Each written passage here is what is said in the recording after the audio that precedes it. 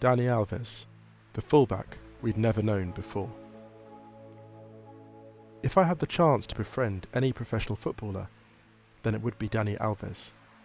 Hands down. That might sound like an odd desire to have, or even a weird choice to make, but there it is. I find Alves, with the exception of Roy Keane, to be the most compelling personality in the sport, and, unlike Keane, I do not think that his scowl would decapitate me 20 yards before I reached him. In the modern era, Alves and his fellow Brazilian Cafu made it cool to be a right back, which, until they came along, was about as sexy as playing the accordion. And that's no disrespect to the accordion. Okay, maybe it is, but right backs are hardly the electric guitarists of their teams. They're steady and dependable, rarely welcome to the stage. Before Alves and Cafu, they were pretty much roadies. Why do I find Alves so interesting? Well, it's the contradictions. On the field he is as flashy as any pop diva, but he has the work ethic of a single parent supporting 5 kids. It is very rare to see such a blend of talent and honest toil. Superheroes don't often come across this blue collar. But Alves, at Bahia, Sevilla, Barcelona, and now Juventus, has for years gone about his job with a dizzying diligence. In his prime, in La Liga, there were times when you'd have been unsurprised to watch him surge up the wing, so ubiquitous that he seemed to be playing 1-2s to himself. Of course, he has made his mistakes, but, at his best, he has been the very soul of focus. Come to think of it, it is not fair to describe Alves as a right-back, because that implies that his dominance of that lane of the pitch has been anything less than total.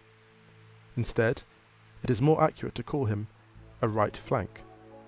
Take his most recent elite performance, Juventus' 3-0 home win over Barcelona in the UEFA Champions League. In that match, he not only shackled Neymar, but also provided a vital impetus in attack, showing himself, at the age of 33, to still be one of the most decisive players in world football. Among the many starting statistics around Alves, beyond the 20-odd major trophies, including 6 La Liga titles and 3 Champions Leagues, one stands out, which is that, during his time at the Nou Camp, he provided more assists to Leo Messi than any other player. More than Xavi, more than Andres Iniesta.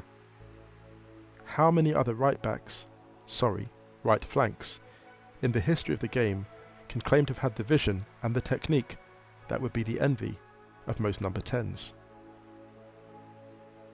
Many of you will have seen the videos of Messi and Alves warming up before Barcelona matches, where they endlessly volley the ball between themselves over distances of 30 or 40 yards. If you venture onto YouTube too, you will also find a trove of footage where the two of them put on a bewildering display of short passes in the final third. Watching them ruthlessly raid the most disciplined defences is like watching jewel thieves in real time. Yet the chemistry of those exchanges are only a hint of what Alves clearly brought to the Barcelona dressing room. When he left that club, his departure was lamented by those closest to him.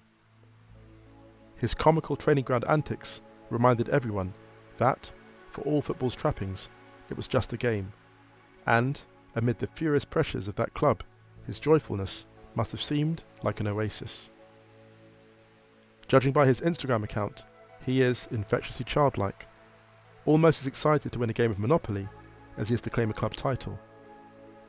Judging by that same account, he is also guilty of some of the gravest offences perpetrated against fashion.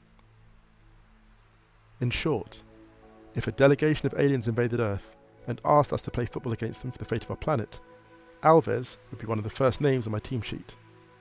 Then, after we had thrashed said aliens, I would then send him on a night out with them, given that he seems to be one of the most affable characters in the known universe.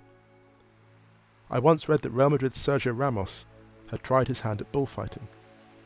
By contrast, Alves probably would have bought that bull out of slavery and then got drunk with it. Years ago, I was lucky enough to see him play in the flesh. It was a cold night in West London, as Brazil came to Craven Cottage to play Ghana in a friendly. It was June 2011, so Ronaldinho was by then firmly in the jogging stage of his career, though still majestic. Alves, I noticed at once, was very short, or, at least, far shorter than I expected. He wasn't as elegant as I thought he'd be, either. When a pass came to him, he seemed to crouch nervously in anticipation, as if fearing he could only control the ball by smothering it by his entire body. But then, at the last moment, he thrust out a right foot, and the ball joined his advance as obediently as a golden retriever on a Sunday morning stroll. If anything, Alves' size and gait made me admire him all the more, because that evening, like countless others in his career, he still managed to stand taller than almost anyone else. When Alves retires, we surely won't see his like again. But then again, we barely saw his like before.